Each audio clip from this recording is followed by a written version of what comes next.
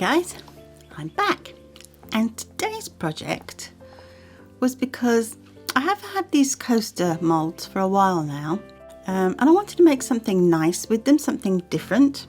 And I've also been using my Cricut quite a lot too. So I thought the two ideas would go together, and whilst I was searching for images to use on my Cricut, I believe they came from Creative Fabrica. If I can find a link to the images, put them in my descriptions box below. I wanted to do something thematic, if you like. So I searched around on the internet and I found World Turtle Day, which is on the 23rd of May.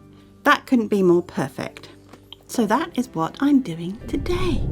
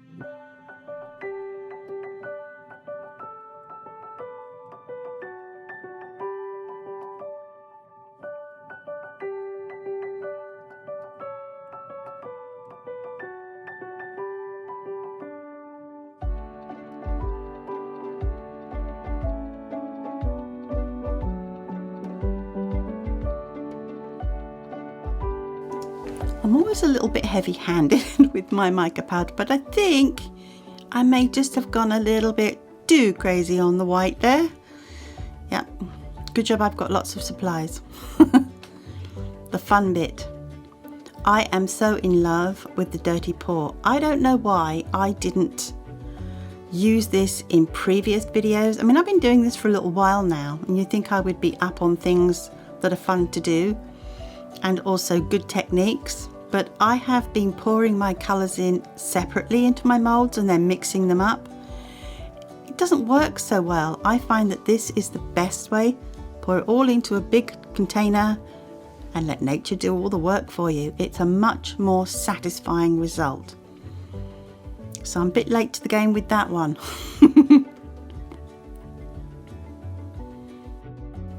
So because you've got mica powder in there, you can't use any tools around the outside, and you can't spray the molds with isopropyl alcohol or silicone mold release.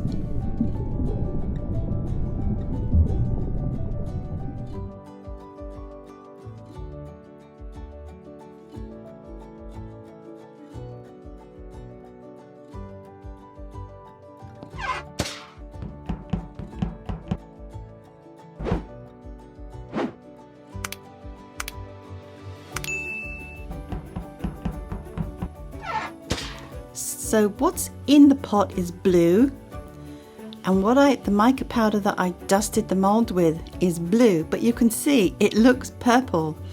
These intense mica powders are stunning. The way they shift in colour, unbelievable, and I really love them. And I'm going to be using them in more projects in the future. Pour in that beautiful blue.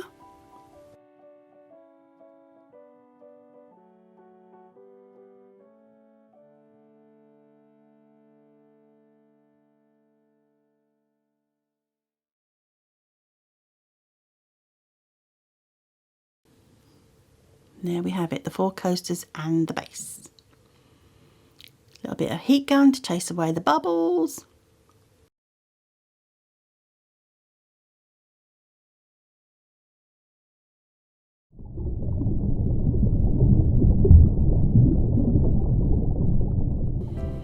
And the fun part.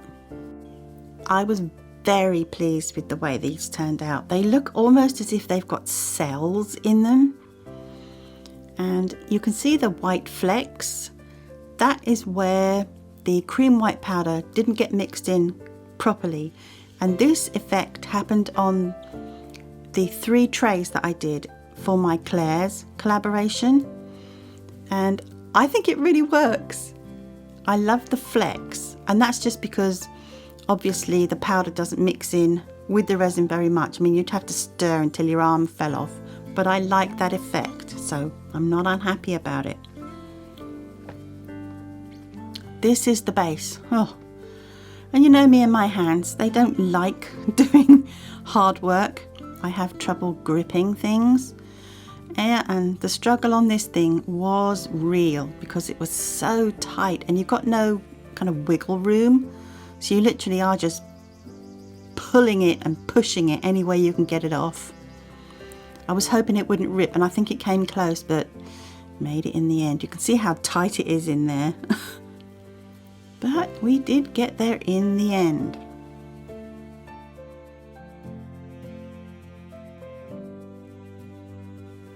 And look at that beautiful, intense blue mica powder. Love it. I did these on my Cricut Joy Xtra, and I'm fairly new to Cricut machines. My hubby bought this for me for Christmas, and I haven't used it a lot. I've sort of dabbled in it, but I really wanted to do something creative for World Turtle Day, and I thought, stickers, make my own stickers. And I love the Cricut machine. It's such a lot of fun. And that's how I produced these beautiful turtles on my coasters.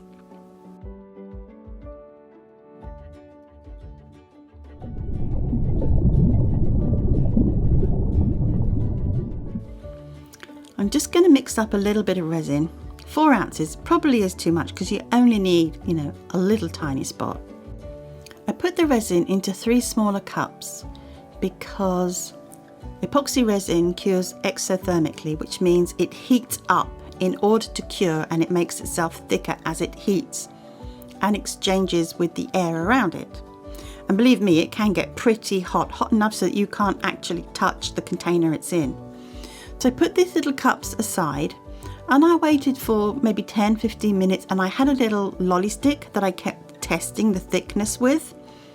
And when I thought it was nice and thick, I poured it on my coasters. The theory behind this is I wanted my resin to be a little bit thicker so that the surface tension when I poured it on my resin pieces would set up sooner, if you see what I mean. It's not in such a liquid state, so hopefully it wouldn't flow over the edge so much, it would stay more cohesive, and it worked. And this is also a good test of how level your level surface is. Mine's pretty close. I think it was off on one side, but it didn't really matter. Everything cured nicely. So I'm just poking the resin to the edges with the silicone tool. So hopefully when it gets to that edge, it stops. It did, it worked. So if you're doming anything that you think is going to be tricky, wait for your resin to cure a little bit before you pour it. Well, I hope you enjoyed World Turtle Day. And I think these coasters worked out very nicely. They're very cute, and I'm very happy with this project. Thanks for watching. That's all from me. Till next time, bye for now.